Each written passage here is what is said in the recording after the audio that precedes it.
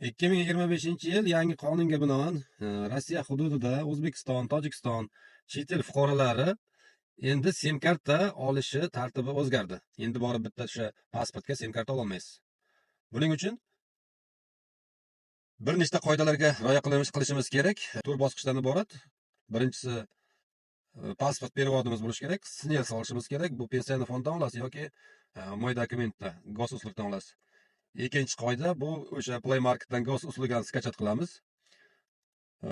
O'shanga ma'lumotlarimizni kiritamiz va Sberbankka borib gosuslugamizni tasdiqlab berishini so'raymiz. Uchinchi qoida ham Sberbankda bo'ladi. Bu biometriyani tasdiqlab berishini so'raymiz. To'rtinchi qoida bu sotuv mobil aloqa bo'limlariga borib sim karta olishimiz kerak.